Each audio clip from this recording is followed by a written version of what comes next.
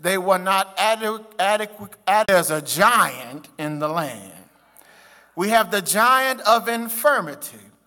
We have more youth, more folks dying of diseases that have crippled and hurt our people. We have the giant of systematic evil. In her book, The New Jim Crow, Michelle Alexander says it's secretly a care system that looks people up.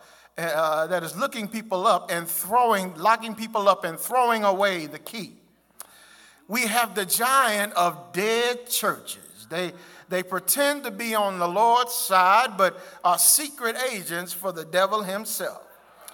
We have the giant of multimedia aspects. We think they're on our side, but really mean us no earthly good. We have the giant of oppression, separation, segregation, the giant of political tyranny. Whenever you have a president in the White House who is literally dividing a nation with fear and hate, you know there's a giant in the land. And I'm glad the brother uplifted it today. We have the giant of gun violence.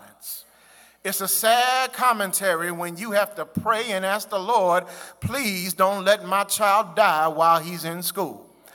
Lord, please watch over my child. Don't let no bullet hit them while they're in the playground on the basketball court. It's a sad commentary when we can't go to the movies without worrying about somebody using a gun to handle a dispute. I tell you, there's a giant in the land.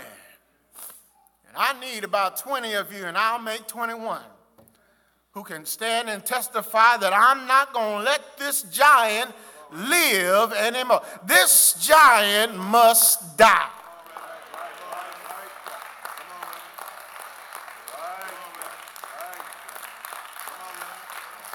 He got to go. He got to go. It's the book of 1 Samuel. And it's a great book. I pray that you read it in your leisure. In the 17th chapter, we find the Israelites in the valley of Elah. They are about to be engaged in battle with the Philistine army. And they have come against a giant by the name of Goliath.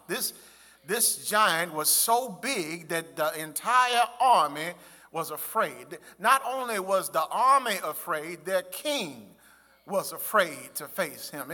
You got to understand, whenever you face a giant, you don't have time for fear.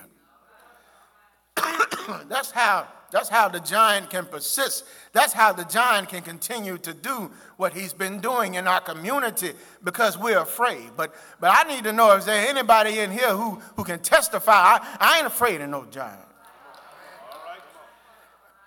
You see David, he's been sent by his father to give his brothers food and some bread and some wine and some cheese, to give them something to eat while they're engaged in battle. And David comes down and he sees this giant. David sees this giant. He hears what the giant has said. The giant has said, you know what, if you have anybody on your side who is willing to fight with me, and if they overcome, if they beat me, if they kill me, then we'll serve you. But if I beat them, then you will be our servants. He hears the challenge of this giant, and he sees the fear of the Israelite camp. David sees the fear of the Israelite camp, and he's wondering, what's wrong with y'all? What's wrong with y'all? He's just one giant. Huh? He's just one giant. He put his shoes on just like you do. Put his coat on just like you do. He bleeds just like you do. He ain't nothing special about him. I wish we would understand and come to the realization that there is nothing extravagant about our situation. There is nothing that is new about the problems that we face. There is nothing new about the giants in our life. There's nothing new. The reason why we can say that there's nothing new and we can overcome them is I need you to testify that this year is going to be the year my child excels. I need you to testify that my child will not be bullied this year, and my child is not going to be the bully. I need you to testify that no gun shall hurt my child this year. I need you to testify that my child will not give in to depression. I need you to stand and look at that giant in the face and say, giant, you're going to die today. I need somebody. Is there any giant killers in the house today? I need some giant killers who can stand with me and say my child can go to the movies and come back home safe. I need some giant killers who can testify that my child is not going to be a statistic. I need some giant killers who can testify that my son is not going to be no thug. I need some giant killers in the house who can say that my son is not going to have a baby out of wedlock. I need some giant killers who can testify that my daughter is going to be the top of her class. I need some giant killers.